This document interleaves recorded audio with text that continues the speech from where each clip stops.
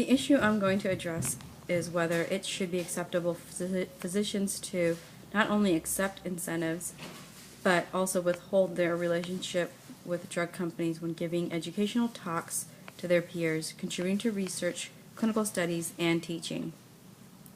The background on this article is about a new law that was passed. Next year, every drug and medical device maker that pays physicians will have to report how much they spend to a federal database as part of the Affordable Care Act health reform law.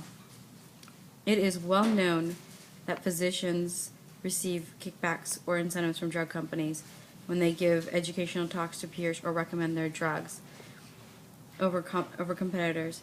But critics counter that, stating physicians are simply becoming marketers for drug companies, which creates a conflict of interest.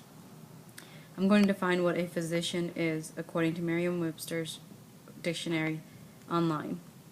A physician is a person skilled in the art of healing, specifically one educated, clinically experienced, and licensed to practice medicine as usually distinguished from surgery.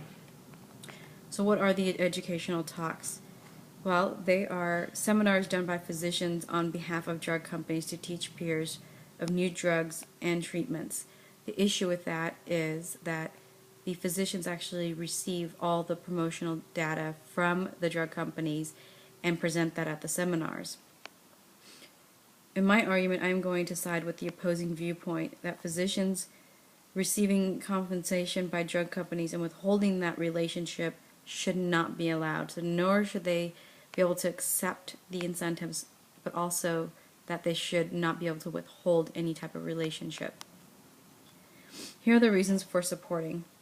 Although drug companies pay physicians to promote or prescribe medications, it doesn't completely discredit physicians' past and future work. It is not illegal for physicians to receive compensation from drug companies. Number 3, paying physicians gives drug companies a way to spread information about new drugs and treatment by having the physicians share with their peers or through their work. Drug companies will also have to depend on other ways to get the information about drugs to the market rather than going right to the source, the physicians.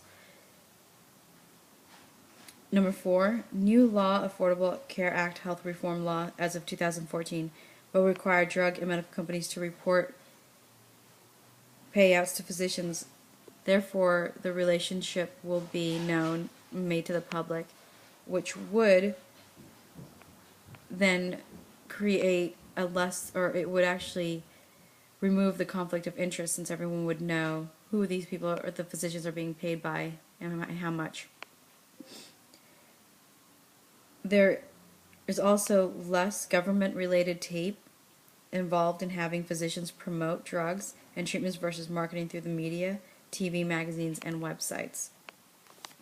The reasons for opposing is 1, physicians are supposed to be the experts in their field and marketers for drug companies. By having a relationship, it can devalue the credibility of the physician. That's number 2.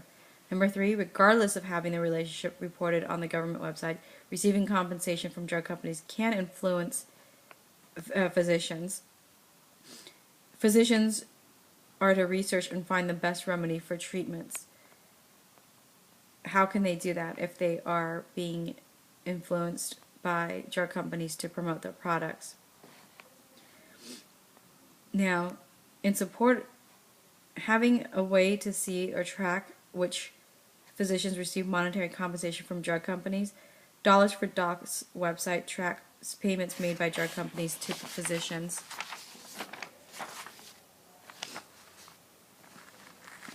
A push for transparency on physician payments started years ago, and the Affordable Health Care Act reform law will require the drug and medical companies to report payouts to physicians. In doing so, will address a conflict of interest issues the opposing view has. Number 2, drug companies pay physicians to promote or prescribe medications. It doesn't completely discredit physicians for past and future work. One of the speakers said, now quote, He loves teaching and delivers the same lectures about drugs and medical conditions regardless of whether a drug company is paying him or not. Number 3, since it's not illegal for physicians to receive compensation, therefore physicians can't accept incentives from drug companies. Number 4, drug companies feel physician speakers are great for educating their peers to give them access to new drugs and treatments to share with their fellow colleagues.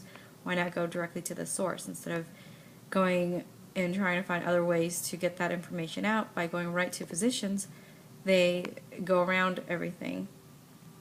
Furthermore, with the cost of medical schools and the amount tuition physicians have to repay, receiving compensation from drug companies helps them pay off their school loans. Well, one of the issues with the physicians receiving money and stuff through their practice by their regular everyday work is that a lot of it is regulated through the government. A lot of times they hardly receive anything, any sort of payment, very little after they get done paying off everything. So this is another way for them to increase their revenue. Reasons for opposing. Some of the physicians in the article contribute to medical journals and represent professional groups. The influence of drug companies can compromise their intentions to create a conflict of interest. For instance, some of the top earners serve on the advisory board and steering committee of the U.S. Psychiatric and Mental Health Congress. One is also a chairman. Having positions of authority gives physicians the ability to promote drug companies. Typically, followers find them to be credible and would most likely refrain from questioning their reasoning for promoting the drug or treatment. So having that access or ties to other, people in the medical field and having that authority gives them that credibility, which oftentimes when people see people of authority, they don't question anything. Some of the physicians earning money from drug companies have active clinical and research practices. Physicians with active clinical and research practices brings a sense of credibility, once again, about the drugs that they promote. Therefore, when receiving payment, society may feel information could be tampered with or misleading to only show the benefits of the drug or treatment. So those who contribute to medical journals and stuff, how do we know for sure that they're not being biased because they're being paid by the drug companies? Studies have shown that incentives as small as trinkets can impact physicians' attitude. According to the website Dollars for Docs, payouts to hundreds of thousands of physicians are now included. 21 other doctors have made more than $500,000 since 2009 giving talks and consulting for drug makers. The database shows if a trinket can influence physicians, so can money. So imagine receiving hundreds and thousands of dollars for this and how that impacts the way that you think or then promote or prescribe the medicine or share with your fellow peers. Drug companies encourage doctors to promote drugs for unapproved uses according to a lawsuit linked to the article. So now the article also states that there were even settlements that were caused by drug companies having physicians lie, meaning that physicians were promoting drugs because they were told to by the drug companies to recommend the drug for uses that it was not approved for. So that is all a lawsuit that's actually in the process of being settled. So it does pose those types of issues that the drug companies can, influence or push physicians to do things that are unethical.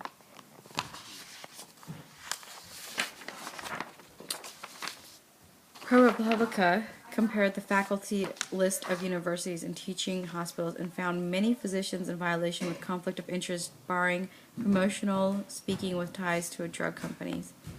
Universities and teaching hospitals find a conflict of interest exists when drug companies pay physicians listed on their roster. And since academia has tightened their policies, we should consider the possibility of creating a law that would stop drug companies from paying physicians. And just like as if, businesses and companies cannot, bribe other companies, there shouldn't be that type of relationship either with drug companies and physicians. In conclusion, the reason why I oppose physicians receiving compensation and withholding that relationship is because it creates a conflict of interest. Definitely, we come to the physicians to ask for their expert advice. We depend on them to give us the best after doing their research and their clinical studies, to give us and offer us the best advice that they can based on the drugs and choices that are out there.